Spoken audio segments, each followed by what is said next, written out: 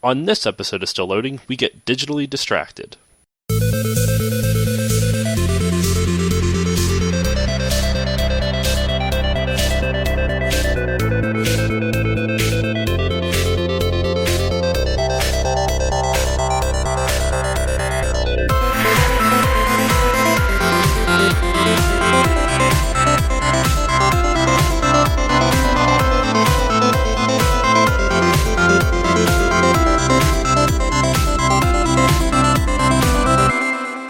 Hey guys, it's Josh, and welcome back to this new episode of Still Loading. Alright, so often now as I find myself, I know I'm not old, but as I get up there in age, I find it harder for me to find entertainment of any sort that I actually enjoy watching, listening, participating in, anything of that nature. And so I don't want to say stuck in my ways, but at the same time it is hard for me to find things that I really can latch on to. I usually am like, oh, that's cool, and then I move on. So it's very rare for me to find a channel or any type of entertainment that I really can sink my teeth into. And today, my guest has created a channel just as such as that. So for this week's episode, I am interviewing GameDave. Say hello, sir. Well, hello. Thanks for having me on. I appreciate the very intense shout out there. That was good. That was good. No, thank you. Seriously, thank you for coming on this. I am a huge fan, even though admittedly I haven't watched all of your stuff. There's a lot of content out there since you're a very busy person.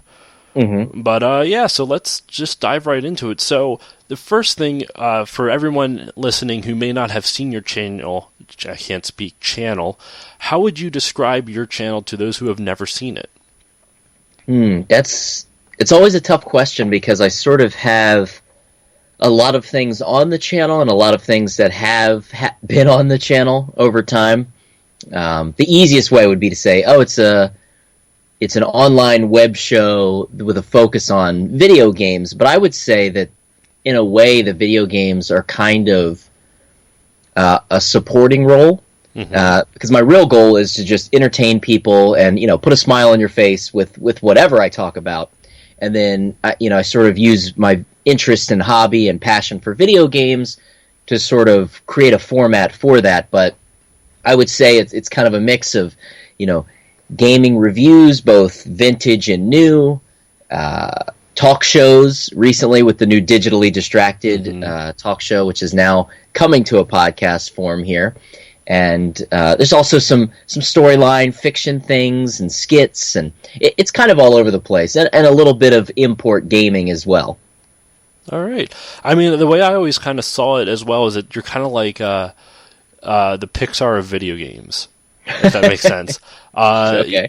High production quality, kind of like that. You have that line that kind of skirts you have jokes that kind of skirt that line, where some of them are just a little bit above the kids' heads, but at the same time, they're so innocuous if you don't know what they are, type of thing. Yeah, I go for that nice. I'd say a hard PG or an 80s PG, maybe. That's a good way to describe it. I like it. All right, so then with that in mind, what made you want to start creating content on YouTube? So I actually started long ago when YouTube first kind of came around. I was in college already, and I had been in video production. I went to a tech school in high school, so I did a shop, and my shop was radio, TV, film production. So I learned on the very early versions of Premiere. So this was like before Premiere was pro. So it was a little bit more. I think I know exactly what you're talking about. I think I was just a little bit later. My high school had a similar thing, but with Premiere Pro. And so that's where I kind of learned nonlinear editing and some, the basics of video production, because I always had an interest in being an entertainer or being in film and making movies, and that was a really good thing to sort of get my feet wet with. And after high school, I got into college. I wasn't going to college for video production, but I was still making movies. And I think it was either 2005 or 2006. I believe 2006 would have been my second semester of my freshman year. A friend of mine had mentioned this YouTube thing, and it was very new. It wasn't quite, I don't know if it was at the point where the videos would just pop up and then slide across as people uploaded them because it was so small. I think it may have been at that point, or it may have been at the point where they had just made sort of this channel setup, and it was very similar to kind of like MySpace. It almost looked like early MySpace, where you could change the colors of your channel page, and a lot of people had very ugly YouTube channels back then. Would you do any of your own coding for it? Like, would you do like the HTML or CSS code for it? Or if I did any, it was super basic. I'm pretty much just changed the colors, because at that time I wasn't thinking about branding, because I didn't see YouTube as, oh, this is the new online video platform. I just made an account. Like, I didn't even call it a YouTube channel. I was like, oh yeah, I made a YouTube account, and I just uploaded this very old Lego stop motion animation I made way back in high school. What? That's awesome. Called The Kingdom, and it was just super cheesy, and I'm doing all the voices, and so that was the very first video I uploaded in 2006, and it was already an old video when I uploaded it in 2006, so you can imagine. I mean, I think I made it maybe junior year in high school, so this would have been, that's like 2002 maybe, so it was pretty intense. I made it in my in my parents' house, in my bedroom, on top of this chest that had Legos in it. So it was like very basic, but I just put that up there just as a test, really, of this YouTube thing, and then forgot about it, and then kind of came back several months later and sort of started tinkering more with it. All right. I can relate to that. For me, I always kind of felt the draw to be an entertainer, but I was always too shy about it. I guess that's why I kind of do podcasts, because people can't see me. My younger brother, he actually went to college for acting. He went to school for musical theater, so he's like the actor of the family. But ever since we were kids, both of us would always want to perform. I remember I wish we would have filmed it, and then I would have put something like that up on YouTube. But we had this thing called a playroom, quote unquote. So it was just a separate room to the house where all our toys are at, and that's where we would play. Mm-hmm. And I remember we had a record player, and we were obsessed with the Monkees. And I don't know why. And we would literally put on lip sync concerts for the neighbors. They would come over, and we would just jump up and down on the sofa and lip sync to the Monkees, like me and the neighbor kids, and then our parents would watch. It's so embarrassing thinking about it now. Well, it's funny because that's basically what early YouTube was. A lot of people doing lip sync videos. Yeah, it was. There was a either that or trying to. I feel really judgmental saying this, but either trying to become a singer and really should not be singing. I'll tell you, like I've gotten, over the years, I did a lot of theater. I did a lot of, acting stuff as a kid and as I got older. But I will say that's like the one thing that has always been tricky for me. Like, I don't get awkward and nervous the way I used to, going on stage or being in front of people. But singing in front of people that's such a different thing to do. Like, that's like just putting yourself out there, and that's something that would still make me nervous. Well, I don't blame you. I mean, I feel like with singing especially, that is a lot more like, when you act in front of people, you can craft the character to your strengths. So you could easily make a character that's something you're comfortable with doing. You can make an eccentric or like a exaggerated version of yourself, so that way it makes it 10 times easier to behave that way in front of people. But when you sing, if you don't have a good tone of voice, like if you like naturally just don't have a good singing voice, and you would have to get like lessons and a bunch of other crap to like actually become a competent singer, that's a lot more work than just being able to. I'm not saying that people aren't lazy, or I don't mean anything like that, but it's uncomfortable. Like, I couldn't do that. Yeah, it's a different different world for sure. But all right, so you talked about it a little bit just a little while ago, but how has Digitally Distracted been going? Since this is, I don't know if you've been on any other podcasts, but now that you kind of essentially started your own, how's it been going? Have you been enjoying it? Yeah, it was sort of an unintentional thing. When I first, had sort of sat down and decided I wanted to do this more casual show, because most of my stuff is heavily planned, heavily pre-produced, and heavily scripted. Though some people might say that my on-camera persona doesn't seem scripted. It's just a lot of practice, and I know the material very well, so it may come off as less scripted. Though I do have some videos that are completely off the cuff. Like I recently did sort of an action figure memories video where I went through and found all my old action figures. That was obviously unscripted. It was just reacting to finding my old vintage toys and Ghostbusters and Ninja Turtles and all that crazy stuff. But I always wanted to have some platform to have a more casual conversation. Mm-hmm. And, obviously the first thought is, do a podcast. But because I'm so, built into the YouTube platform, I wanted to make it a video talk show. So basically give it the format of a podcast, but do it in video form. And then classic me, I couldn't be satisfied with just a 2-camera shot. I was like, no, we'll do 3-camera shot. And I'll edit the whole thing, because the idea originally was make a show that's much easier for me to put together so that I can release something every week. And I just couldn't let it be. So that's why it became this sort of 3-camera shot. And then I brought on my friend Gerald, who I've known for quite a while. And the reason I chose Gerald is because he's someone I've known for a long time. Whenever we get together, it's like we've seen each other every day. So you have that chemistry already. Oh, right. And we take, we would take long stints without seeing each other. And he's not somebody that I talk to every day.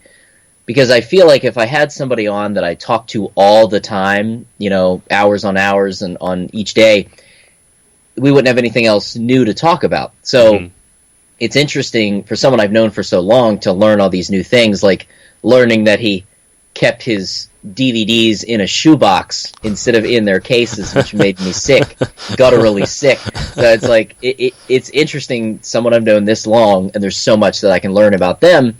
But also, it's easier to bring things out that I might not think to talk about when I have someone else with me. So that's kind of why in that first episode I refer to him as my second banana as the co-host, because he really does help me, remember and think of things that I probably wouldn't have thought to have said.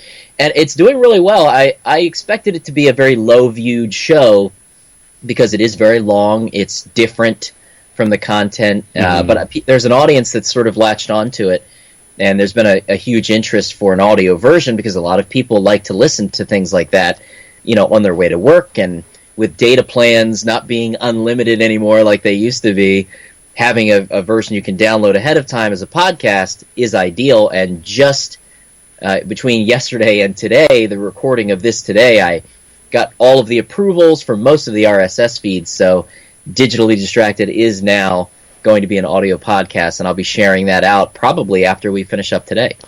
And by the time this episode's released, it's going to have been out for at least a week or so. We're recording this, about a week or so in advance, but this will probably come out, everyone listening to this, you'll probably be listening to this on August 5th. Okay, so there'll be the planned release date. Things will have been rolled out. Mm-hmm. But no, that's really cool though, because especially like from what I watched of the Digitally Distracted. Now I watched about half of the first episode, and I watched about 20 to 30 minutes of your most recent one on on Getting Rid of Games. Right. And I liked the way you guys kind of bounce off each other, especially because Gerald isn't as into games as you are, so it kind of creates a really and he's thankfully he's not like against it or anything like that. That would be a weird podcast, right? But it makes a real cool back and forth where it's someone who's like has a casual interest in it, but at the same time isn't quite as he doesn't like to collect and do like do all those other things. I was at a loss for words there for a second, but no. So I really like that back and forth that you guys have. I wouldn't have known that you guys don't talk to each other that much, but I guess that's the other nice thing about the podcast. You get to hang out with him a little bit more frequently. Yeah, absolutely, because it would usually go where we would hang out and then I would see him a couple months later, but now we get together almost every week to shoot a couple episodes. And that's kind of why when I was thinking, like, who could I, do this with? And he kind of popped in my mind because whenever we are together, our conversations are fairly smooth, and Gerald's very good at making conversation with people And exactly what you mentioned, the fact that he is not as deeply ingrained in, gaming as well as, just internet culture and YouTube culture, he has a perspective that somebody who was, having the same interests as me, it's more interesting. It does make it different, because otherwise I'm just talking to myself, which could get weird, No, I mean, if you get a chance to listen to some of my other episodes, you'll hear a lot of them are just me solo, because it's impossible for me to find a permanent co-host on this show. And it's a little frustrating at times, but at the same time, I've gotten pretty good at just like talking to myself, as sad as that sounds. No, some people can pull that off really well, and it is difficult to find somebody who can, for one, be very compatible with the host, and also be able to dedicate the time to it. Well, I did have one of my best friends used to be on the show. He used to be my co-host, and back when this first started. In fact, the first 7 episodes of this podcast are on SoundCloud, and I got rid of SoundCloud because it was way too expensive for what I was looking to do. Right. And so I brought it over to Libsyn, and I didn't bring in... Maybe I'll re-release those as, like, still loading, retro still loading or something. I don't know. Because those are almost, like, 5 years old now, those recordings. And, but he used to be on it, and then life got in the way. He moved out, I moved out. Actually, it was really weird, because I lived with him for like 2 years, and it was still impossible to find time to record with him. Yeah, it's a time commitment for sure. But, all right. So, I don't really have any good segue for my next question, so I'm just going to kind of roll with it. But, I mean, maybe, I guess we can go with this. You and Gerald seem to joke around a good chunk on the Digitally Distracted, and my next question is, where do you get your sense of humor from? I find you have a pretty unique one where it's like I said before, it's that Pixar sense of humor where you kind of find that balance, and I just have always enjoyed it. Where do you think you got your sense of humor from? Whew, that is a very difficult question. I'm going to let these motorcycles go by outside my house, and then I'll answer your question.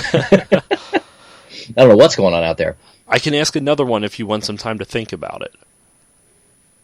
I got a bunch of questions in the chamber. I'll go off the cuff. So when it comes to like my humor influence, it probably comes from just my family, for one. My mom especially, as I've referenced on Digitally Distracted, Game Joyce, as we refer to her, she was actually really into video games as well, which was always, interesting to see. My mom would play the Game Boy probably as much as I did, though her games that she would play were very specific. Tetris? Of course, Yeah, Tetris, but also Dr. Mario. She beat Dr. Mario on the Game Boy, which is not an easy feat. I had a friend come over recently, and I tried it for the first time.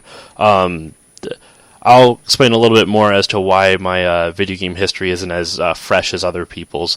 But and then my friend was playing it, and he was like on level like 9 or 10, and I couldn't get past the second level. I'm like, I don't understand how you can think that fast. Yeah, and so I would say definitely, my mom is very funny. Which is funny because she's a super shy person. She's not outgoing at all. But when it's just the family, she just has this quick wit, and she just can respond to people in just hilarious ways. And then my dad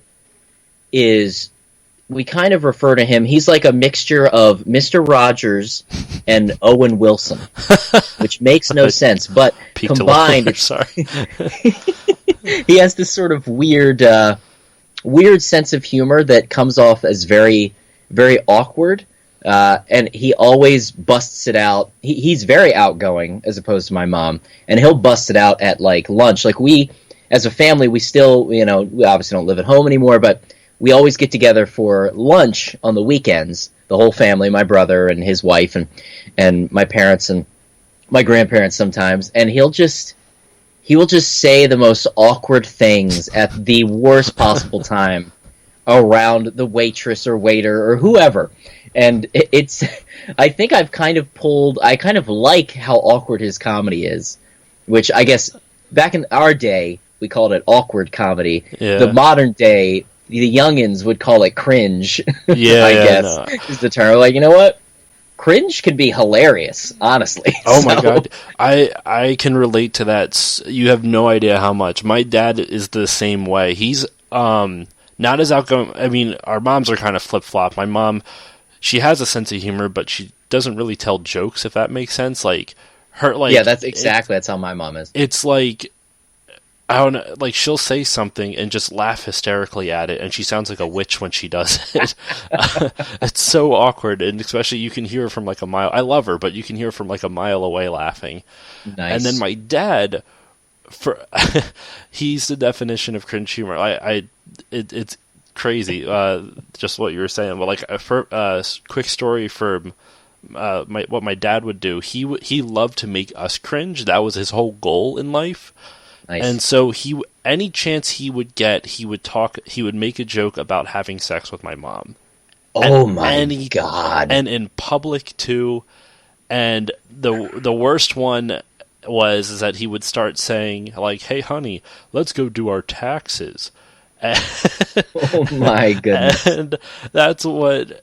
And so I told that story to a couple friends, and then everyone at work saying, "Hey Josh, how's their parents' taxes going?" And I'm like, what's wrong with all of you? Are you kidding me? My parents are the complete opposite when it comes to that. My mom is made so uncomfortable by anything sexual. I remember we were watching a stand-up comedian, and he was talking about self-pleasure, and as soon as, because she was like laughing up, she thought it was hilarious, and as soon as he started getting into that conversation, she immediately was like, did you guys hear that?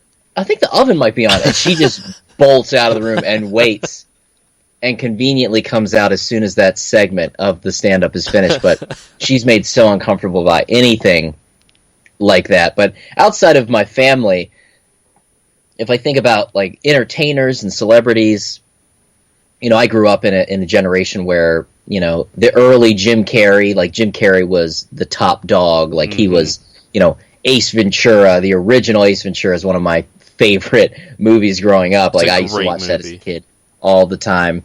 So, a lot of that goofiness probably comes from, Jim Carrey. And I was a big fan of Mel Brooks growing up, a lot of Mel Brooks movies. Yes. And not just the classics, Blazing Saddles and Young Frankenstein, but even some of the more obscure ones like Life Stinks was one of my favorite Mel Brooks movies, which is about this rich guy, this rich real estate mogul who sort of wants to own all of this land and sort of rebuild it in his city. I think it's the area where he grew up, and he's just like a billionaire. Mm-hmm. And this competing billionaire wants the stuff, or wants that area of land. So they make this bet where, the bad guy says, "Oh, you couldn't last a day down there with the homeless people." And he's like, "Yes, I could." So they make this ridiculous bet where if he can live amongst the homeless in that area for 30 days and not give up, mm-hmm. then he gets the land for free. And if he can't make it the 30 days, like, they put an ankle monitor on him, so he has to stay in that area. He can't contact anybody he knows. He has to live like a poor homeless person.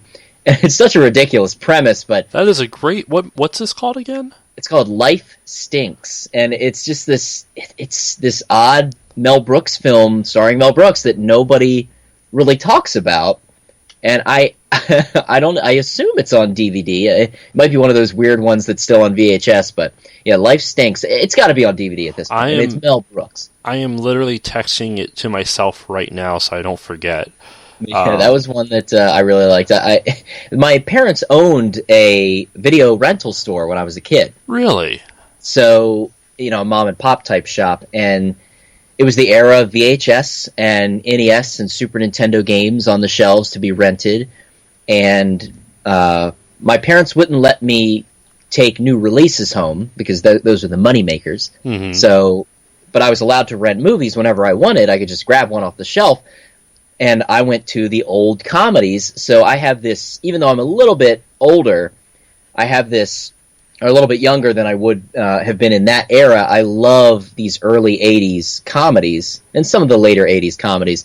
But I ended up watching them way too young. Like, way too young. Like, I saw Weekend at Bernie's when I was, like, in elementary school, or late elementary school. Like, whoops. Well, I mean, like, if your parents didn't really monitor it, then you kind of lucked out with that. It's like, I think they were aware. I think they may have just thought I was mature enough. Like, oh, David's mature enough. He can handle it. So, because one of my mom's favorite films is Beetlejuice. Okay, the Tim Burton. Why can't I think of his name? Guy from Who Played Batman. I can't. guy from Who Played Batman. The good old Michael Keaton. Yes, that's the guy. The best Batman. Fight at me on Twitter. Best Batman, Michael Keaton. But she also loves Michael Keaton. She finds him very attractive, which is odd. Like, I never really thought of Michael Keaton as a sex symbol, but she's like, Michael Keaton's cute. Like, all right, Mom. But, we would watch Beetlejuice together, and it's not really a kid's movie, but it's that weird thing of, these 80s and late 80s movies, everything was like PG back then. And PG encompassed a lot more back then than it did now. So we would watch it with, my parents, and my mom would try to mute the scene where he kicks the tree over and says, "Nice effing model." But she would always miss it, and she would accidentally mute "nice" or "model." So it stands out that much more. Oh, so it made it even more intense. But yeah, so I was like watching Weekend at Bernie's and all these ridiculous 80s comedies. So I feel like a lot of my, I guess you would call it weird style or whatever humor I do have probably comes from that. No, I getcha. I mean, I don't even know. It's like one of those things. If someone asked me that question, I'd have the same kind of response where I'm like, I don't really know how to describe it. I guess I could list a bunch of my favorite movies, like comedy movies, and that's where you can get it from. But right. No, it's not like you sat around and were like, I'm idolizing this specific person's comedy style. Like, it doesn't really work that way, Yeah. I mean, like, for me, it was, no, I agree with you 100%, because for me, it was my parents. My dad has a really kind of sarcastic and a little bit crude at times sense of humor. My mom is the innocent one. She's the one that would laugh if you just said water a weird way. But the other thing I would say for me was Looney Tunes. That was a huge influence on me. I still watch Looney Tunes, way more than a grown man probably should, or maybe not as much as a grown man should. Yeah, either way. And then I'd say I love Mel Brooks.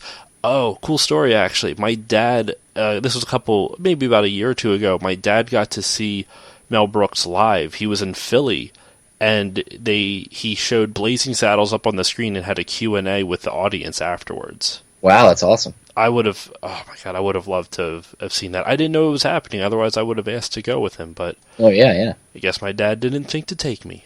That's fine. It's cool. Whatever.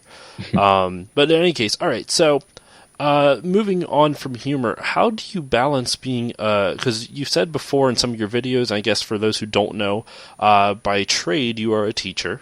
Mm-hmm. How do you balance being a teacher and a YouTuber? I feel like, especially teaching it's a lot of work. And being a content creator is also a lot of work. So what do you do to balance and kind of find time to do it all? Well, I'll say I don't balance it very well. It's very, very difficult. And, that really does show during the school year. And that's why I always do this sort of summer ramp up. Because, summer vacation, I'm able to focus on doing, my online web stuff. Because it really is more than a full-time job. You might, it is a full-time job doing, videos and shows on the internet, but it's really more than that because you're always thinking about it. Mm. Even when, the camera stops rolling, you're done the edit, you've posted the video, you're out to dinner, it's still on your mind. You're still thinking about what could I do next? I actually, even last night, I had been thinking about some other ideas of some bigger projects I want to work on, and I just couldn't get to sleep because my mind kept racing about these different ideas I had, and it's sort of the curse of being in, any kind of entertainment medium. You're just always thinking about the next thing, the next game, Dave, you might say. And when I teach, usually during the school year, my goal was always try to get at least 2 videos a month posted on the channel. And sometimes I would maintain that. Sometimes I maybe would get one more extra video done, or sometimes I would only get one video done in a month, depending on what's going on at the school and how much energy I have, because it's very exhausting being a teacher. And it's tricky because even though, I teach elementary school, so I go in a little bit earlier, I get home a little bit earlier than most 9-to-5ers, but by the time I get home and, I get scripts written and I get cameras and lights set up and audio tested, it's dinner time, so I got to eat dinner, and then, I start shooting at like 8:30 at night when I have to get up the next morning and go back to work. So it's a very hard thing to juggle, which is why this summer was the first time that I've gone really hardcore with a schedule on the channel, posting 2 videos every week, and also live streaming at least twice a week. And I've actually been live streaming even more than that during the week on Twitch. And it's been great. It's been fun. It reminds me that if I had the opportunity to do this as my only full-time job, I absolutely would jump at the chance to do it. And, of course, a lot of that's going to come down to the numbers, which is unfortunate, that the only way to really make it work is if it's financially viable. So if I ever got to the point where, GameDave as a, I guess, brand, as you would call it, was making enough income to meet what I made as a teacher, I would likely consider retiring from teaching and just going all in with the GameDave. I don't blame you, man. I mean, for me, that's kind of why I podcast. It's because it's honestly 10 times easier than video production. I have one of the easiest jobs in terms of content creation out there because all of my interviews and episodes are very freeform. I very seldomly script anything. I go very off the cuff. It's helped me out a lot with... I'm still not good at improv. If you want me to throw me up on a stage, I wouldn't be good at that. But I'm pretty good at just kind of coming up with conversation on the fly. And that makes it super easy because the hardest thing I have to do is edit out if I say like too many times in an episode. And even then, it takes up maybe and there's another word it takes up maybe, if I have a 30-minute episode, it only takes me another 30 minutes to edit it, if that. Right, if I even sort of a listen through. Exactly. And that's even if I decided. A lot of times I just say F it, and I'm like, I don't care. People like the conversation. I want to keep it natural feeling. I don't want to feel like it's scripted. And you can tell when I've done scripted episodes. If some of the episodes I've done before, I did I haven't done another one in a while, but I did a game developer's profile where I did one on Gunpei Yokoi. And that was fully scripted because since that's more of a historical, informational type of thing more than a review, I kind of wanted to try to compile as much information as I could into that short amount of time, which, it took so long to record because I kept messing up, and then 2, it doesn't give you nearly as much content as you think it is when it's scripted. Yeah, it makes things different. I actually ramble a lot when I script, so I always think a video is going to be shorter than it ends up being. Like the action figures video, to come back, since that's still fresh in my mind, I was like, oh yeah, it'll probably be like a 10-minute sort of just overview, and then the first part was 28 minutes. So yeah. There's more parts coming for it? Yeah, there's a part 2, which will be coming out today, hopefully. Ooh, I still have to watch the first one, so I will, after work, I have to carve out some serious time for that one. It's going to be, it's the hardest thing is, especially my job doesn't require a lot of overtime, but it heavily encourages it. So I'm always doing late shifts and stuff like that. And tonight I'm not going to get home till 11 o'clock. So Ooh. Yeah, it's going to be a late night. I live about an hour away from where I work, so it's a perfect time to listen to podcasts. So yeah, I'm hoping to, I'll have to add yours to my rotation. Yeah. But all right. So, I guess, I think I had another question based on around, I can't speak anymore, balancing being a teacher and a YouTuber, but I can't think of them off the top of my head right now. Okay. So we'll just kind of move along. So actually, I can tie this in then. So are there any topics in games you wanted to cover but were either too vast or there's not enough information available on them? And especially with the vast portion of it, like I said before, balancing being a teacher and a YouTuber, you just might not have the time that you need to dedicate to specific topics. Or anything that you've been dying to cover and just haven't been able to? RPGs, for sure. It's my favorite genre, and I've done very few full-featured reviews on RPGs, aside from Suikoden, which even that, I plan to review the main series in its entirety, 1 through 5, and dedicate a video to each, and I've still not finished Suikoden 2, because it's intense. It is serious business if you want to do it as definitively as possible. And sort of to follow up my first Suikoden review, Suikoden 2 has been in the works for a while. Capturing and scripting and deciding what I do want to talk about and what maybe I don't want to talk about, and what always happens is I want to talk about everything, and it's on its way to being like a 30-40 minute video, and so it's a lot of like re-scripting and rewriting and reshooting and recapturing footage and getting little weird things that most people wouldn't spend time finding about Suikoden 2. But RPGs in general, I currently have on the Patreon page a sort of RPG review series goal, just to sort of, give me an extra kick in the butt to just bear down and do it, because there are a number of PlayStation 1 JRPGs specifically that just don't get talked about I believe it.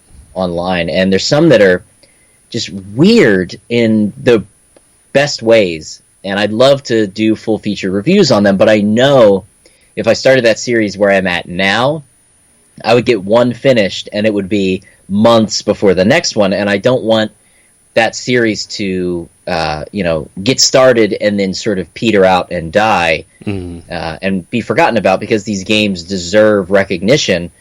So RPG reviews, that's probably something that I would love to have the time to dedicate. For the summer schedule, there's no way I could have pulled that off this summer, but if GameDave becomes something I can do full time and it's 100% of my focus, I would certainly start to do that. When it comes to obscurities, though, there's been a couple Family Corner episodes that I've wanted to do, and really just import games in general that I've wanted to talk about. I have a few. I don't want to give them away just for just the ridiculousness of them. I'd like it to be sort of a surprise, but there are a couple of similar to the inflatable motorcycle. That was an awesome episode. I have several other very weird, obscure peripherals that have never been covered on the internet, and I've sort of kept them close to the chest, because I have been burned before in sort of sharing some ideas I've had, and they sort of pop up via word of mouth. I'm like, oh well. Guess I won't review that now. I get you completely. I mean, thankfully, I'm a small enough podcast that if I say anything, no one's going to care enough. Well, hey, I'm here. Well, no, and that's why I've been so excited to have you on, because you are out of everyone that I've spoken to, and I love all my friends and guests that I've had on, but you actually have some success online with everything. Actually, a good chunk of success. I'm looking at your channel now, and you got just a taste. But no, that's one of my favorite. That's one of the reasons I've actually kind of gravitated towards your channel, is that you covered different things that were kind of odd. Like, one of my favorite ones recently is your Joy Mech Fight episode in Family Corner. Yes, that was a really fun one. That's a game I've wanted to review since I started Family Corner. It's just, I wanted to wait until the series got some grounding before I sort of threw it out there, because it's just such a unique game on, the power level that the Famicom had, It's a beautiful game. It really holds up well. Yeah, and what was really amazing is that the developer, the programmer, saw the episode. Really? Yeah, I didn't believe it at first. I got a Facebook notification, because I have a Facebook page as well where I post the videos and some other little things here and there. And I posted the Joy Mech Fight review, and I don't know if it was via a hashtag or what, but I got a post, and it said, I think it said thank you very much or something like that. And I was like, wait, what? It was just short and sweet, just a quick I was like, you. This name looks familiar. And, so because I didn't have to do intense research, I very quickly went back to the Wikipedia page of Joy McFight and checked the staff credits, and sure enough, it was the same name as the programmer. That's the robot amazing. Programmer. So then I go back and I'm like, well, it could just be a coincidence. I mean, what's the possibility that he would find it? So I click on his profile, I check out his history, find his other social medias, and sure enough, I find his Twitter account, his actual Twitter account in Japanese, and he had also shared it on his Twitter account. He actually shared the episode out, so he had seen it. So I was like, wow, that is awesome. I guess that's what it's all about. So I replied and said, no, thank you so much for an amazing game, so on and so forth. And he replied to that, and he's like, you're welcome. So he knows enough English to do that. I've seriously considered reaching out to him to possibly interview him about his time, because it seems as if that's the only game he worked on. And he's sort of in technology and robotics and things like that now in his current career. Okay. But yeah, because as far as I know, he did the programming of the robots for Joy McFight. But that was a really sort of amazing thing that, the programmer found the episode. And then all these people were like, hey, Dave, what great timing. They just announced that Sakupan from, or Skapan, as some people say, it appears in the new Smash Brothers Ultimate. Like as a character, or just as like I think it's an assist trophy. Okay. And I was like, man, what an obscure thing to pop in, because Smash Brothers Ultimate got announced shortly after that video came out. Mm-hmm. And it was people like assumed I knew or something. It's like, no, I had no idea. It's pretty awesome. You should totally. I mean, he would be a great guest if you can find a translator or something to have on your Digitally Distracted. That's exactly what I was thinking. Is if he obviously can do translation himself, but maybe he has enough English ability that he could do the show. And if not, perhaps I could get in contact with some of my Japanese living friends who might be able to translate for me. Who knows? But it's something I would love to do, just to sort of talk about his time at Nintendo and maybe why it was so short and what it was like working on that game. I would listen to the hell out of that. That sounds amazing. This wasn't my next question, but this is kind of a better segue than what I had in my head. Speaking of just kind of like, talking to game developers and stuff like that, would you classify yourself as someone who's really interested into, I wouldn't say a game historian, but someone who's very interested in video game history? Yes, in a way that I wouldn't call myself a gaming historian, but there's things I know, because Norm Caruso already has that title. But yeah. A great guy, Norm, good old Norm. Check his channel out that I know all of you have heard of, because he's just killing it lately. That's where I get a lot of my information from. Either that, or have you ever listened to a podcast called Retronauts? Yes, I've heard of Retronauts. They did a Suikoden podcast, I think, recently, and I was very, very disappointed that I wasn't asked to be involved. But Norm. What's great about him is that he's just so well researched, and it's not, he doesn't just regurgitate facts. Like, he finds information that no one has found, which is so impressive about his stuff. But I'm definitely an archivalist, and I think when it comes to my collecting, it's not that I want to have everything, it's more that I want to preserve it, and in that weird thing of almost like, it's my own little personal gaming museum, in a way. But as I get older, I'm starting to get to that point where I need to figure out where it ends, because I'm not looking to complete any sets or anything like that. I don't need to have a complete NES collection or anything like that. Though I would take a complete Virtual Boy collection. I would take that. That wouldn't be that expensive either. So exactly. Aside from like the really obscure Japanese exclusives, there are a few Japanese exclusive Virtual Boy games that are insanely expensive. One in particular I've been watching on eBay for quite a while. That's in the thousands, boxed. God. But save that for another show. No, that's awesome though. That's one of my favorite things about your videos is seeing your game collection in the back, because I fancy myself a little bit of a collector. I don't have nearly the level of things that you have collected. Ooh, I don't know if it's worth it. I don't know if it's... well, I'm not trying to necessarily go... I'm like you. I consider myself a budget or a collector on a budget. I can't really afford to drop hundreds of dollars at a time. Like I have definitely spent more money than I probably should have on my video games. But for example, Too Many Games this year, I picked up Earthbound, which was the most expensive purchase I've ever gotten at one time. Right. But at the same time, I've been trying to get into more of the Famicom and Super Famicom stuff, partially because of your channel.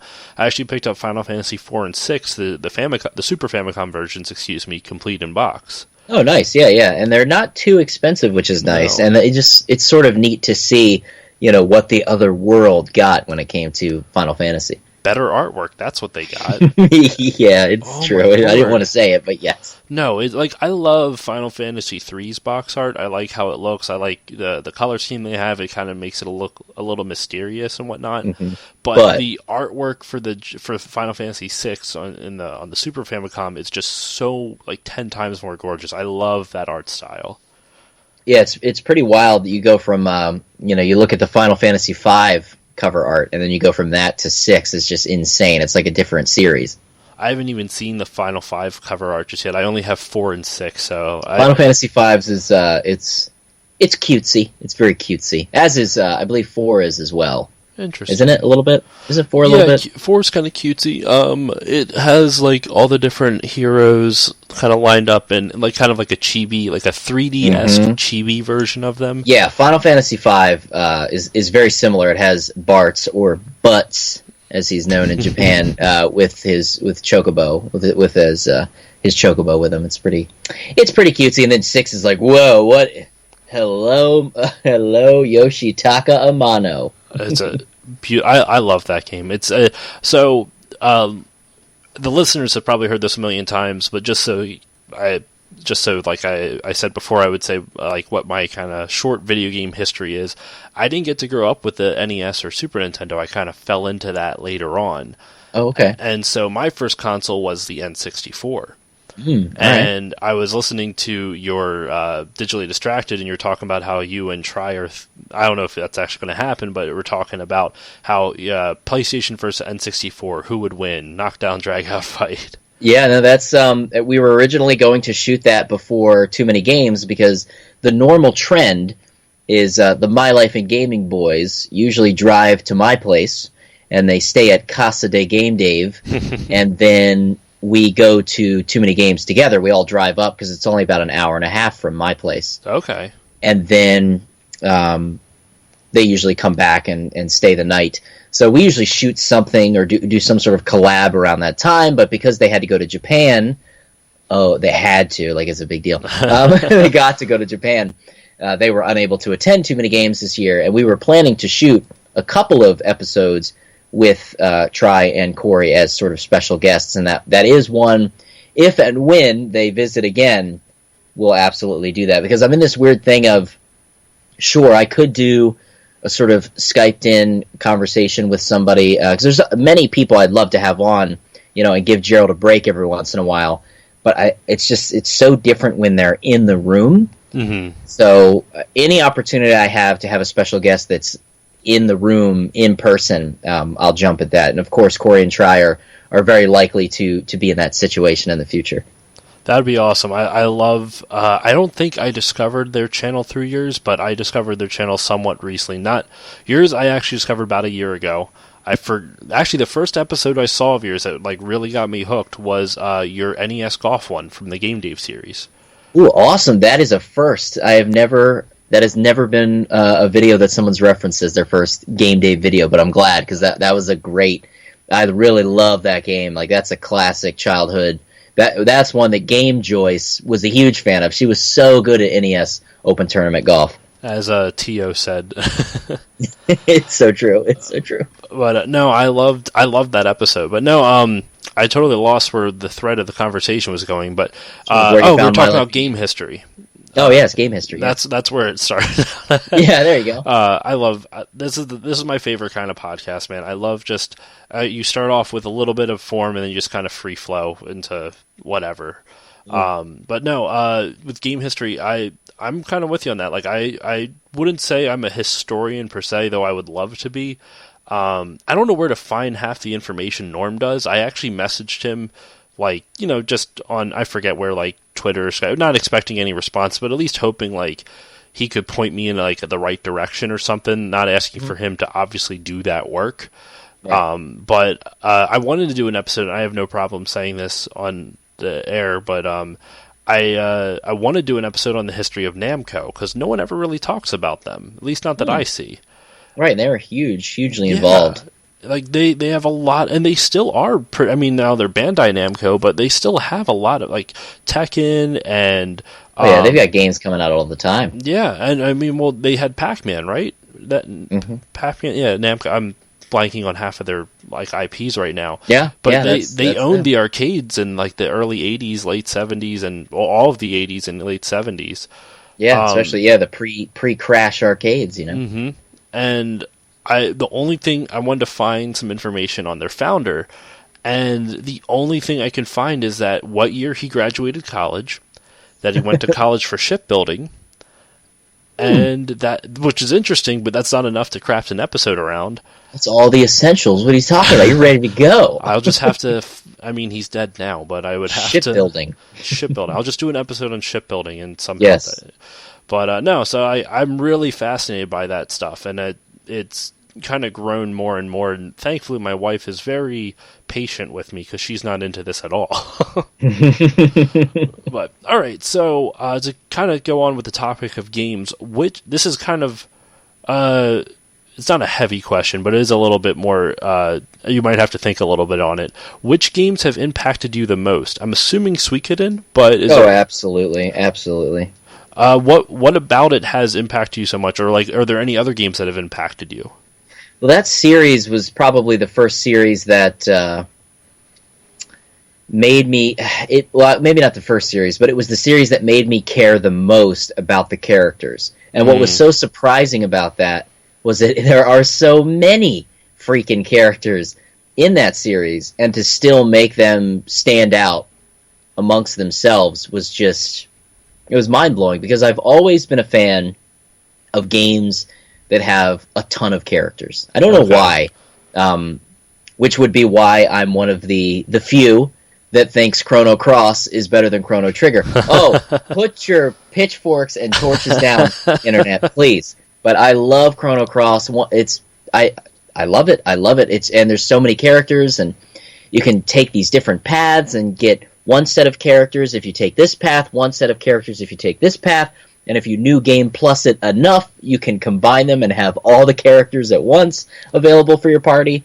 Pretty crazy. But then, nothing compares to Suikoden with the 108 characters per game, which is just insane. I mean, they all can't battle, nuts. But they're all involved in the story in some way or another. Some are throwaway characters in a way.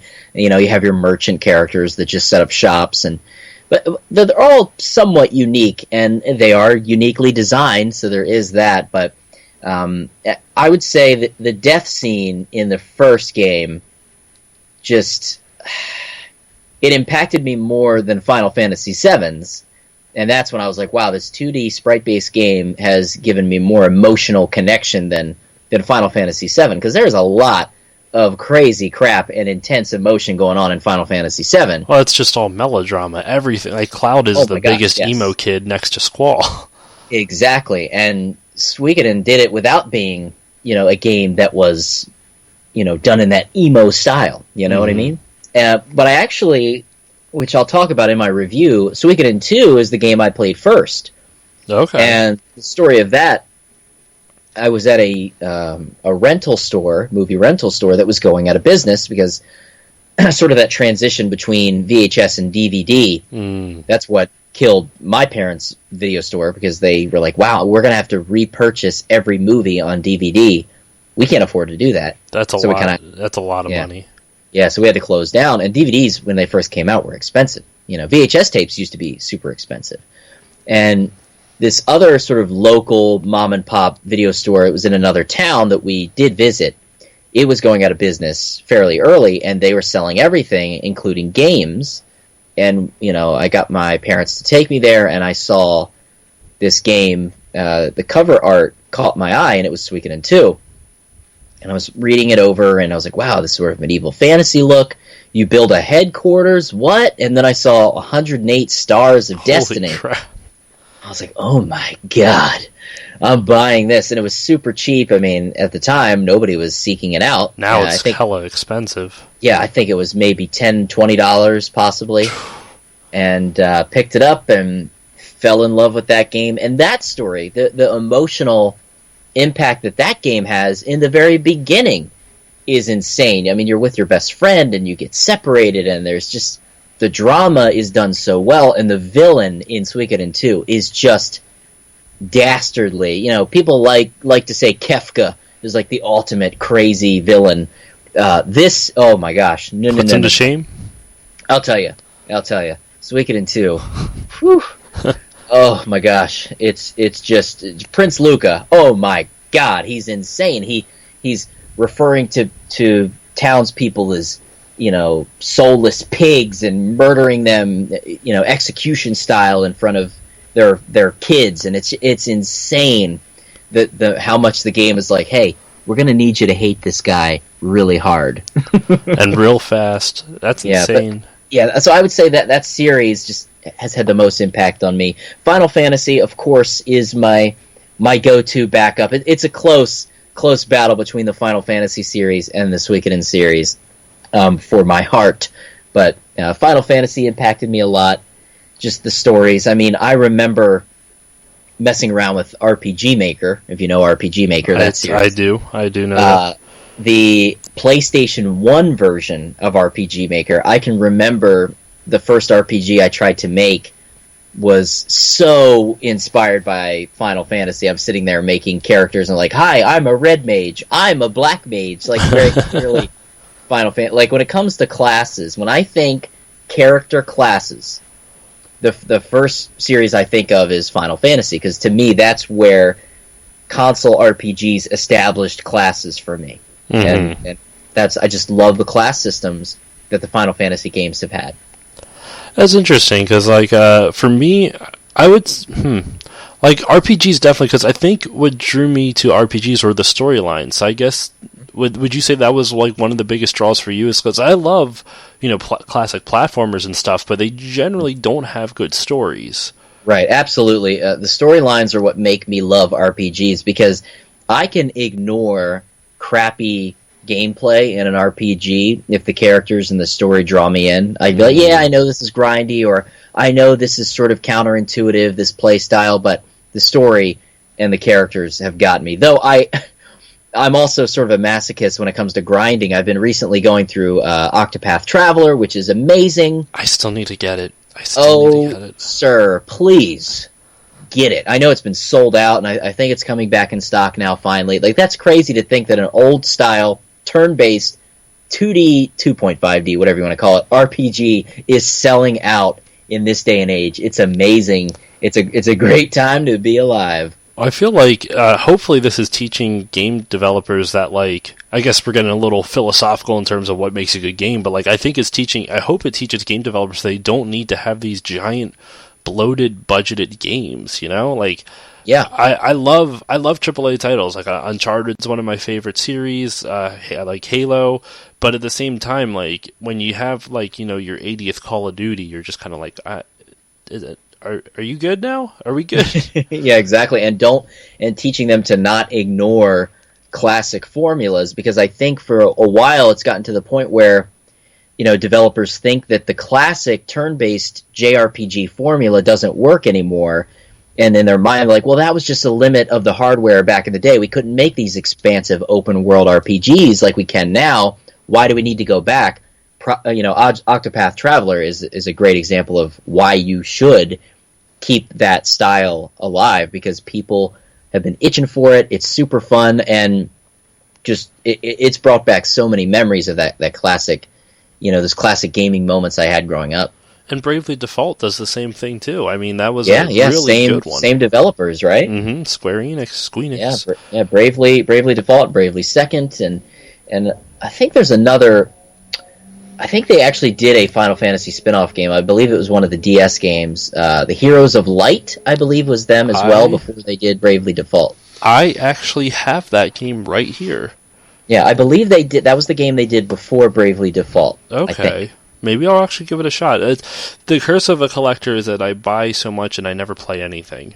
You know what? I hear you, and I'll say streaming has made it easier because whenever I play a game in my free time, I'm like, oh, should this be work? Should this be for GameDave in some way? Mm-hmm. And I feel guilty to play a game for me, and I hate that feeling.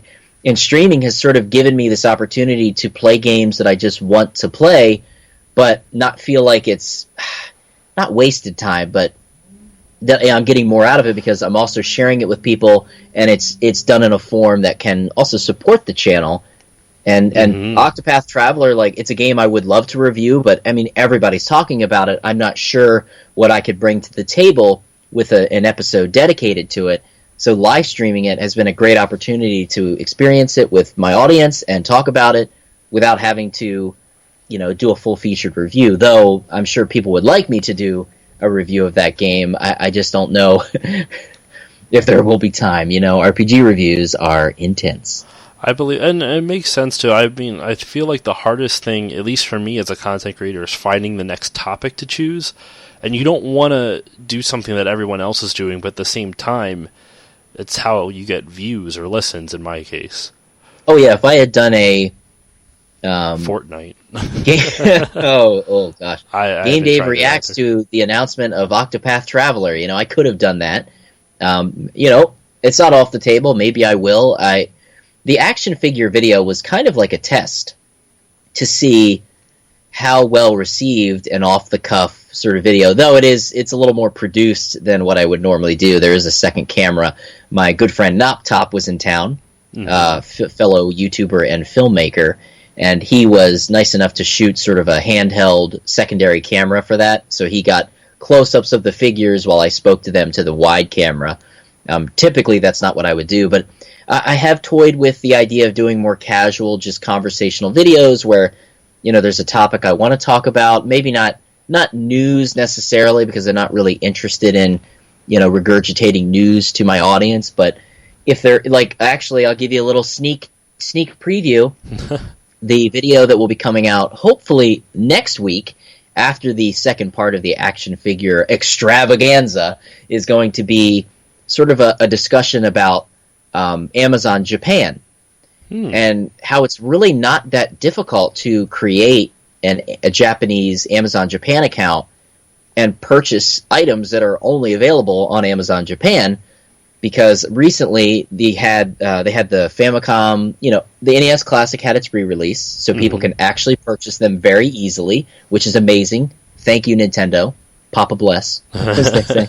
And the Famicom Classic has also had a re-release and is much easier to purchase on Amazon Japan. So you don't need to go to eBay and pay $100 when you can get the Famicom Classic for $55 or $60 on Amazon Japan with fairly affordable shipping.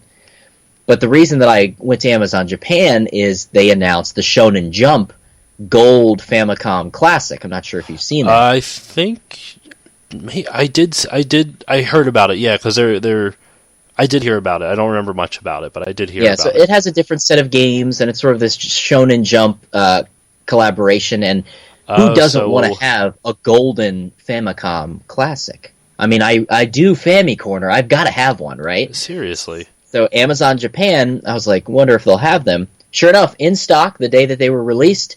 Not too expensive. So I ended up picking up all the Japanese classics. So I got a Famicom Classic, a Super Famicom Classic, and the Shonen Jump Gold Famicom Classic.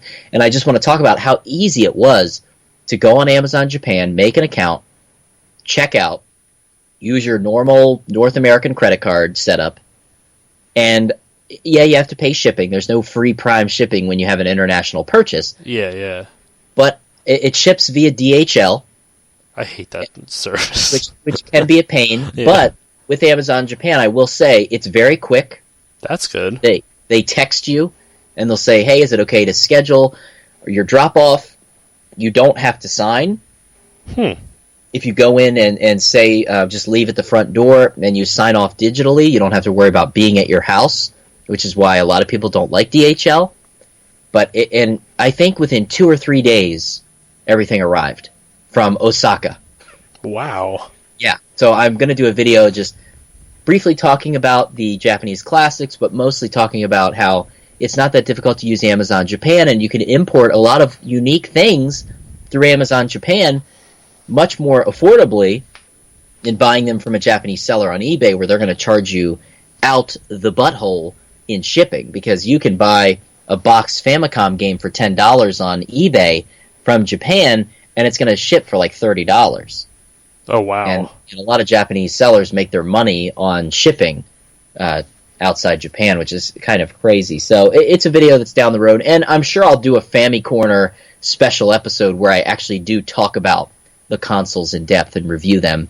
That's something down the road as well. You heard it here first, everybody. It's a still loading exclusive. All right, so oh my god, there's just so much I like. This has been awesome so far. I still have a good chunk of more questions. Do you still have some time? Are you still good for a little while? You know what? No. Yes, we'll do it. We'll go a little longer. Let's do it for you, Josh. We'll do it. Oh, thank you, sir. Thank you. All right, so then I will, because I still have a good chunk left, so I'll just condense down those questions. Sure. So all right. So since we have been talking about buying games and collecting and stuff like that, what are some of your favorite items in your collection? Like, what are some of your prize jewels? Gems, whatever. My prize family jewels over here. Definitely, I mean, come on. I keep saying it. They're going to get tired of hearing it. So we can, of course, 2 specifically because it is so stupidly expensive. That series, those are my gems. I'm sort of looking at my collection now. My Wonder Swan collection is pretty cool. Not the games themselves. There's not a lot of games I have for the Wonder Swan, but my actual Wonder Swan console collection is sort of prized in a way. I have the Final Fantasy branded limited edition Wonder Swan. I saw those on eBay. I was tempted to buy them. Yeah, I have one which is like new, and then I have the Final Fantasy II Wonder Swan branded limited edition console set, and that one is sealed. It's never been opened. That's amazing. And that's pretty awesome. And then I also have a Swan Crystal in the box, which has never been opened, which is the coveted best Wonder Swan screen you can get. So that's pretty exciting. The old Swan Crystal, of course, coming back to old Gunpei, our boy Gunpei Yokoi. R.I.P. Yeah. All right, so that's sorry, I'm at a loss for words right now. I'm a little tired. I'm not a morning person, even though we're approaching noon. But I would guess for me, my prize, other than I have a copy of Earthbound, not complete in box. There's no way I could afford that unless I lucked into that.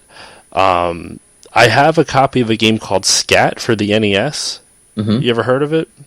Yeah, that one's a little pricey, isn't it? Yeah, I got it complete in box. I lucked into it. So the listeners have heard this a million times, so I apologize in advance, listeners. But the whole 40 for 40 series I've been doing on the 40 NES games, they're all complete in box. Okay. I got them from this one woman that I used to work with. She had a box of 32 complete in the box NES games. I just found the other 8. And she's like, how much do you think they're worth? Because she knew I was into it. And I didn't want to, screw her over because I actually do know her. If it was like just some person at a yard sale, I'm like, oh, $2 a piece. But I told her, I'm like, you could easily get these for over $1,000 on eBay. Like, but you have to do all the shipping. You have to do all that extra stuff. For a store, if you like trade it off to a store, you can, get it for, $600 to $700 because they have to make a profit. Right. And for me, I'm like, I can pay you $250 in cash for all 32 of these. And she said, yeah, sure, why not? Wow. So on average, I paid about $7.30 a piece for these. I got Scat complete in the box, Mega Man 3 complete in the box, Mario Brothers 2 and 3, Conquest of the Crystal Palace. What else did I get? There's a lot. I'm looking at them all now, but it's at a weird angle, so I can't really read it. That's great. That's great. Punisher, a bunch of awesome games, all for essentially $7 a piece. That's amazing. I'll tell you that's some people get embarrassed about their collecting, but I'll say mentioning it at work is great because there's so many people at work that might have just their kids' stuff. Like, as a teacher, I work with some older women, whose kids have grown up and moved out, and sometimes things get shoved in the attic. I'm like, oh wait, you want those old games? Oh, let me see if I have them. I've gotten boxes of things given to me at work before, just given to me. Our awesome nurse, I just got to say it, this is not the platform for it, but we have the best school nurse ever. Not just because she gave me stuff, but one day she came down, she's like, hey, I have this old game system, do you want it? I was like, sure, whatever it is, sure. So she brought it in, it was like one of the original Pong consoles. What? I was like, oh, okay. She's like, let me know if it works. I was like, I'll let you know. It's the classic peg where you have to screw down on the clips. So I gotta bust out an older TV to test that out. And then the next week, she was like, hey, I found our old Atari here, and it's like in mint condition. So she brought me her old Atari 2600, which, not that those are being seeked out or anything. Yeah, that their time has passed now. Yeah, our old phys ed teacher gave me his old PS1 and PS2 collection. Nothing too crazy. He was obviously into the sports games, so yeah, it's a lot of excess trash garbage, but still nice of him to give him. And then another friend of mine had a friend who had all of his childhood game collection he wanted to get rid of. And he's like, are you interested? I was like, oh, of course. Like, what does he have? And he's like, I think he has like a Super Nintendo and maybe some games and stuff. So he's like, are you interested? I said, absolutely. So he texted his buddy, and his buddy sent some pictures, and he sent me the pictures. And then I saw an NES, and there was a Super Nintendo. It was like one of those the shorter in height, clear Rubbermaid containers. So it's probably like a 6-inch tall one.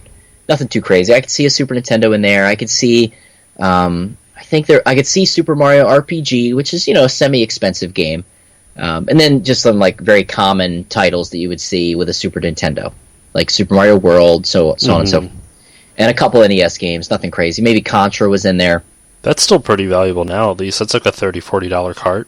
Yeah. This was a little bit before that, but it's crazy how Contra's gone up in price because, like, what a common game to be $30. I mean, the Final Fantasy games aren't that like rare or anything. They're just highly sought after.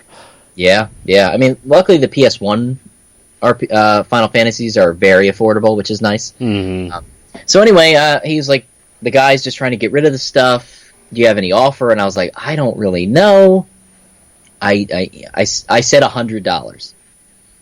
Because I was like, I get, an NES, a Super Nintendo. They look like they needed to be cleaned. And, at most, hey, I got Super Mario RPG, which is a fairly expensive game. And it was in the box. So, and I didn't have a boxed copy of Super Mario RPG. I only had a loose copy. So, at the very least, I was like, yeah, I'll pay $100, get a console or two, bonus, and Super Mario RPG. Texts his friend says, sure thing. And it was my coworker, actually, who got back up with me later and said, hey, I got the stuff today. Let me know when you want to come by and pick it up. And I was like, okay, I'll come by tonight. So I came by that night. It's the first time I've ever told this story. So I pull up, and my buddy, my coworker, has already got his car, his Jeep, or I don't know, I think it was his Jeep, or his it was his Nissan Rogue. Had his Nissan Rogue opened up. The trunk was opened up, the hatchback. And I don't see that clear Rubbermaid container. I see a big, full-size Rubbermaid container. I was like, oh, okay, so maybe there was a couple more things. Maybe he moved them into this other container.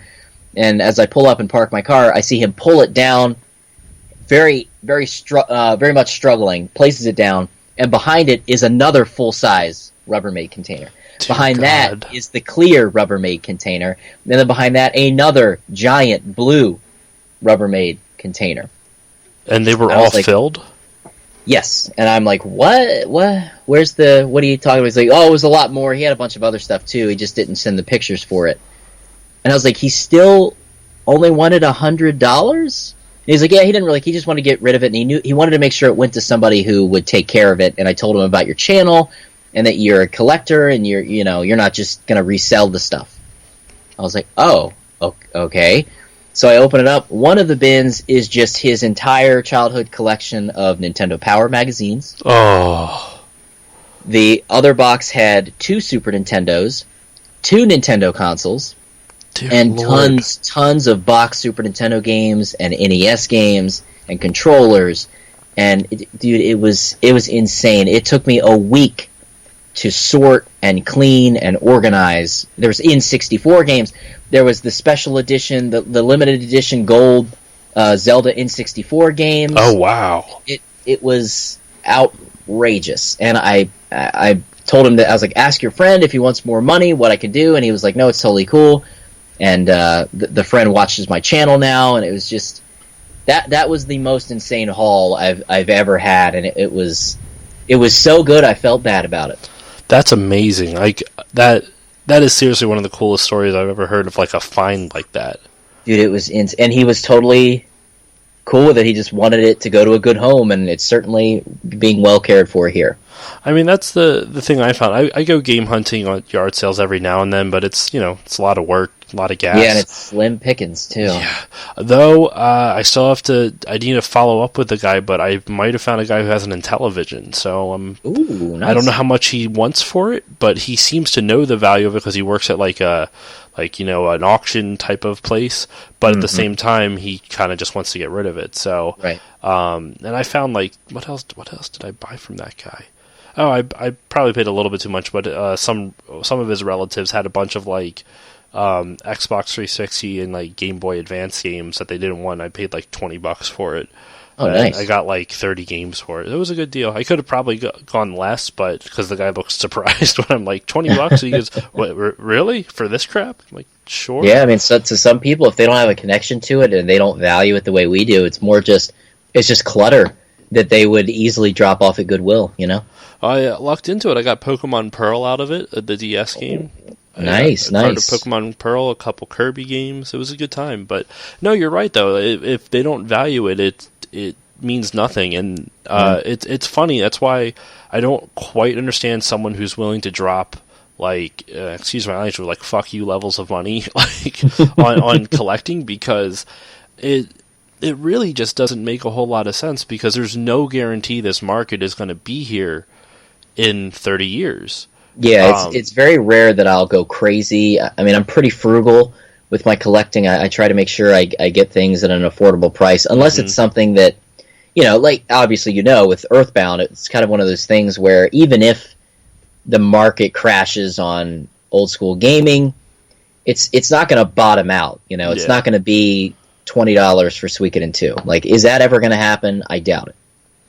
Oh, and it's in a weird way, it's kind of weird how the game fandom works, where it's if you I guess it's the same thing with almost everyone in American culture. The youth are looked down upon for not knowing as much. So so I almost wonder if younger kids would almost feel left out, because they're like, well, I didn't grow up with the NES, and these older people are just well, you don't know what it was like back in my day, having to no save features and all this other stuff.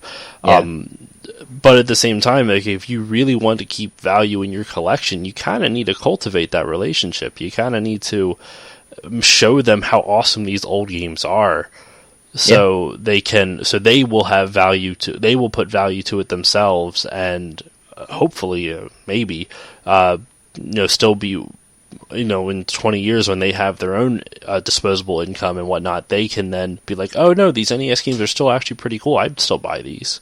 Yeah, and I would always tell somebody that is thinking about buying a game that may be expensive, I would say never buy something with the intention to sell it. because then you're just going to burn yourself. But if you're comfortable buying something and paying that price, and you know you're always going to keep it, then hey, go for it. That's a really good philosophy to kind of take it, or not kind of, but just adhere to. Because if you're thinking, ooh, if I pay this much, well, I mean, I can always resell it. If you're thinking that way, then it's not that important. You don't know what it's going to be worth in like 5-10 years. I mean, hell, even look at how Atari bottomed out. Atari collecting used to be huge, like 10-15 years ago. And it's nothing. I don't know if the NES will ever hit it that hard, because there's just something so iconic about NES, and I agree. So much of the NES, even just in character, has lived on. I mean, it's Mario's beginnings in a real way. Well, and Mario is still around. It's not like like when you look at the only character I can think of from the Atari generation that still kind of has some kind of swing or like sway in today is Pac-Man, and even he doesn't carry the same level of like reverence. I don't know if that's the right word, but he doesn't and carry certainly the same not, level. and certainly isn't assumed. Like most people probably wouldn't even think Atari when they think of Pac-Man. No, they probably wouldn't. They just think of Pac-Man or Namco, exactly. Yeah, and I agree with you that the NES will probably hold up a lot longer, if not forever, than the Atari did, because the Atari games don't really have a storyline. They're still very arcadey, but the NES, I mean, Final Fantasy started out on it. Like Mega Man has a storyline. Hell, even Mario has a really like basic storyline that you can like sink your teeth into. Yeah. And I agree. I think it's gonna, especially because NES games are much more advanced than people give them credit for. Yeah, they were doing some pretty incredible things with that hardware. I still love when I talk to people about like video game history, I always say like, well, think of it this way: one of your favorite games now, like Grand Theft Auto, or whatever, it has a whole day and night cycle, and things change as the day goes on, right? And they say, yeah, I'm like, look at Castlevania 2, Simon's Quest, and that had a full day and night cycle, which when I first, like I said, I didn't grow up with it, but when I kind of discovered it retroactively, it blew my mind. I thought that was the coolest thing, that a game from 1987 or whatever, I think that was the year it came out, I don't know, did something like that. That's a really advanced gameplay mechanic that you wouldn't expect to show in an NES game. A horrible night for a curse. All right, so I only got, let me see, 2 more questions for you, and we can wrap this up. So, sure. First one: have you ever had any awkward or weird fan interactions that you'd be willing to share? I don't know if there's anything that you want to share, but I figured that's always an interesting story for me to hear. Let me think. Awkward? No, not really, which is awesome. I've been lucky enough to not have any weird or awkward fan interactions. I mean, maybe the most awkward one would be somebody was with their family and they wanted to get a picture, but they couldn't figure out how to get the camera to work on their phone, which was a little awkward. There's a lot of standing around. I was like, oh, all right. And they were very apologetic. Like, oh, I'm so sorry about this. Like, it's fine. It's fine. But no, not really. It's been, I mean, I've said this before too, in other situations where the great thing about going to conventions is it makes those numbers real, and really makes everything concrete and makes it matter so much more. Even just, like, say you've got 10,000, 20,000 views on a video that you posted, and it's like, wow, yeah, that's great. It's doing really well. But then you go to a convention and you meet just 10 people that saw your videos. It makes it matter way more than those views do, I agree. And it's amazing.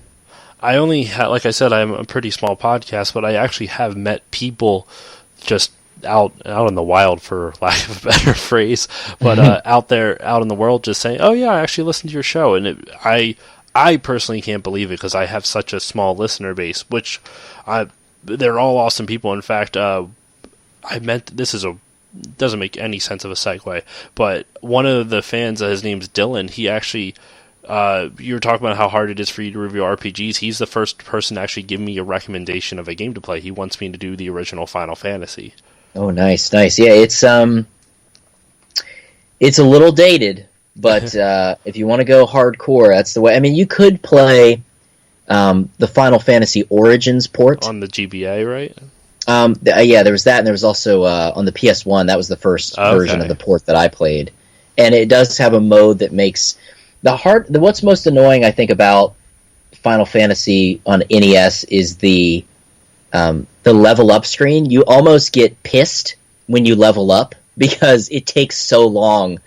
Because it will go through each character and say, whoever Dave leveled up, strength up, defense up, and you have to go through each. Oh, it's super rough. Whereas the modified port, it goes a lot quicker. So, and FF1 is very grindy. You have to grind, but that was just the nature of that's an old NES RPG. RPGs. Yeah, I mean Dragon Warrior, same way. You got to grind. Ultima Exodus, you got to grind. That's one of the games I have coming up on my 40 for 40 series, Ultima Exodus. There you go. That was one I had from my childhood, and I really liked it. That was my first Ultima game, and then I went back much later and I was like, wait, this was a PC series? And it was like so interesting. If it was the Ultima collection on PC, and it was like a collection of, I think, a Calibeth 0 all the way through, I think, Ultima 8.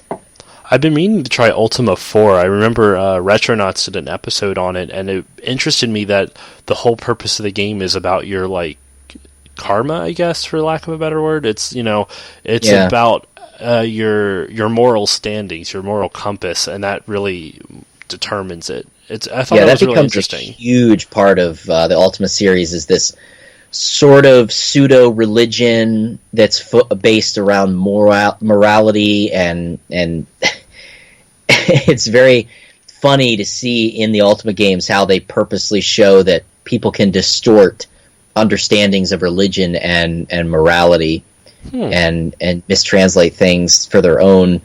It's like, oh no, these are the ones who are the good guys. They follow God and they follow the virtues. And then you see how they can be distorted by one. If you want to get biblical about it, how easy it is to see Pharisees. You know what I mean? Mm-hmm. It's kind of like I still haven't finished it, but Final Fantasy Tactics. That storyline is a lot like that.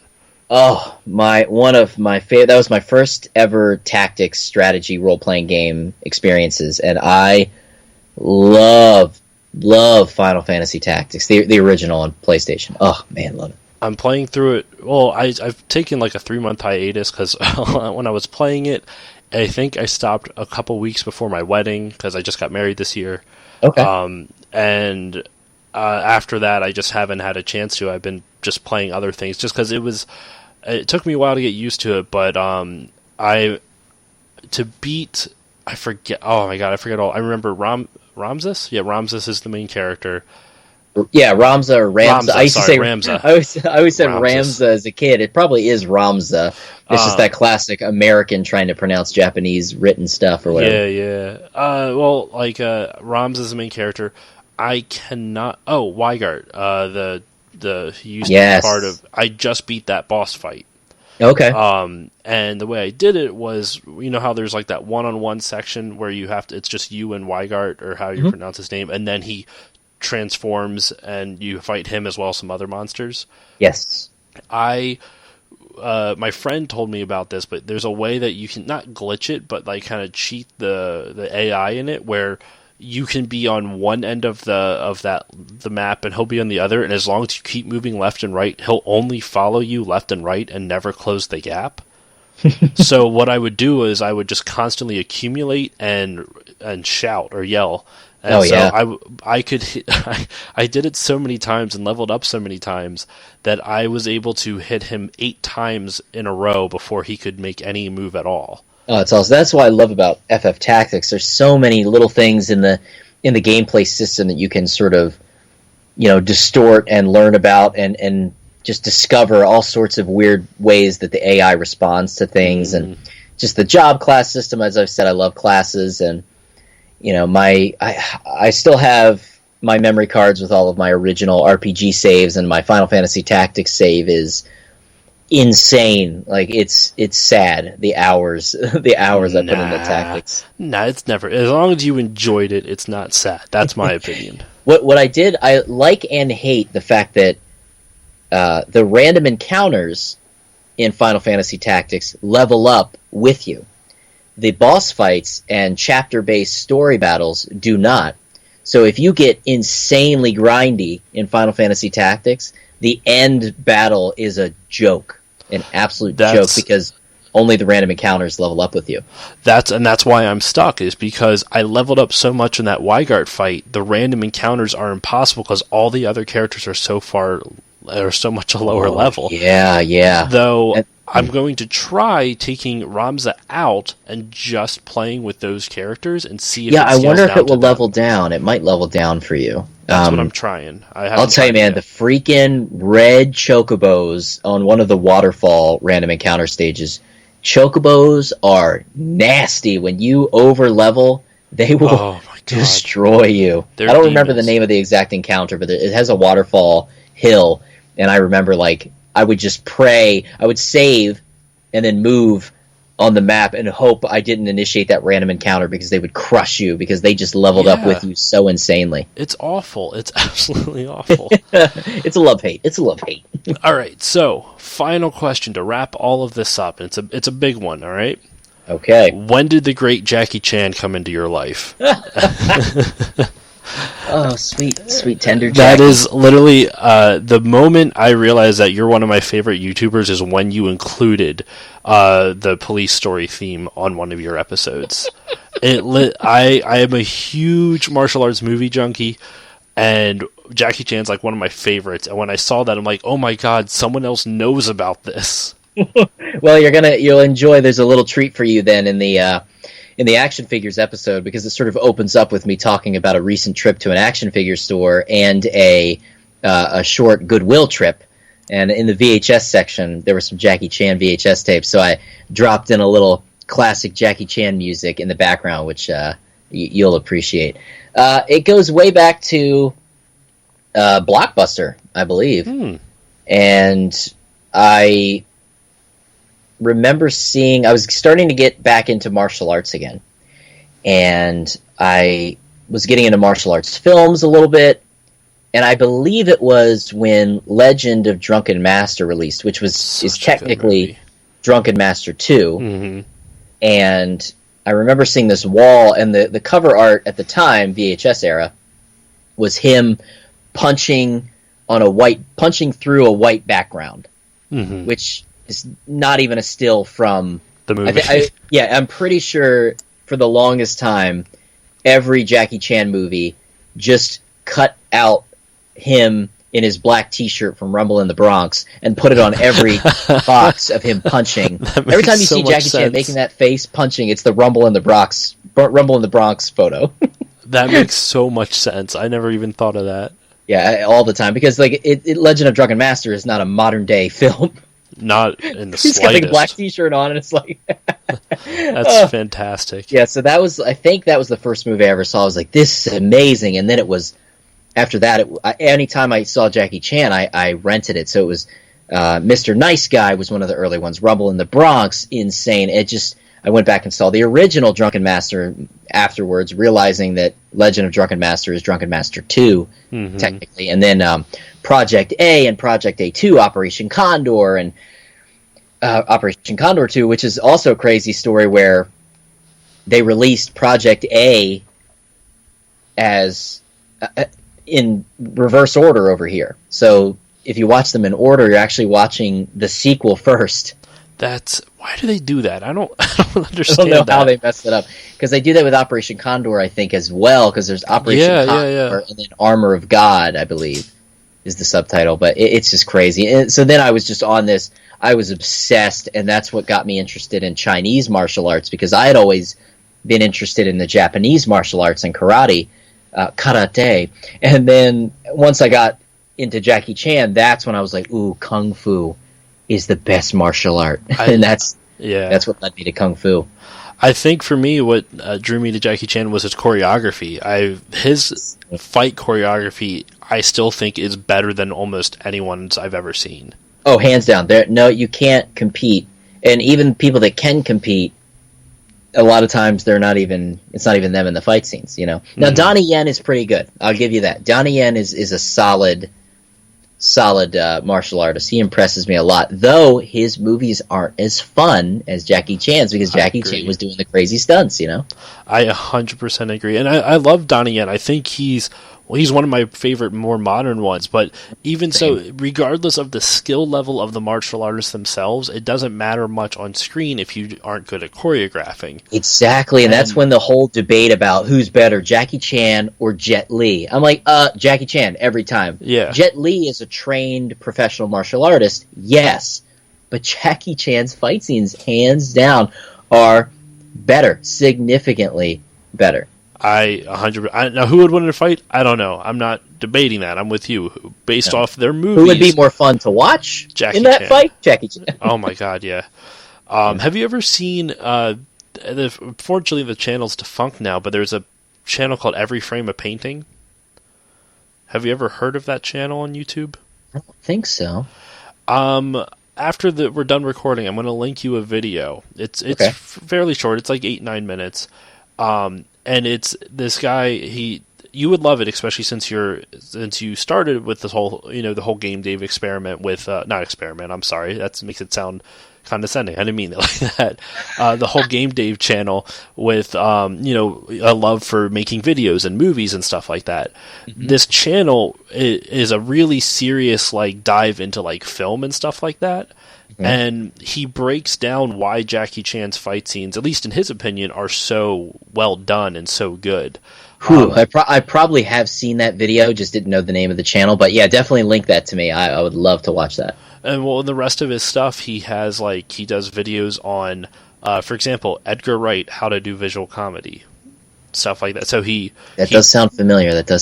He'll break down to specific directors or actors or somebody's work and explain, this is why they're so iconic. Watch, and he'll break it down by frame, so you can see stuff like that. It's really good. It's a really good channel. Yeah.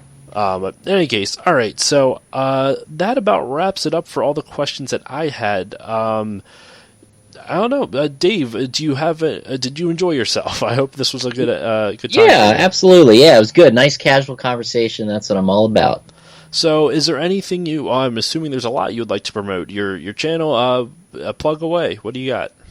All right, so I guess the easiest way would be to just go to GameDave.com, which will take you straight to the YouTube channel, or, YouTube.com/GameDave, Facebook.com/GameDave. Pretty much everything is GameDave. I've been streaming on Twitch, so you can find me on Twitch, twitch.tv/GameDave. The only thing that really isn't GameDave is the Twitter handle, which is NextGameDave.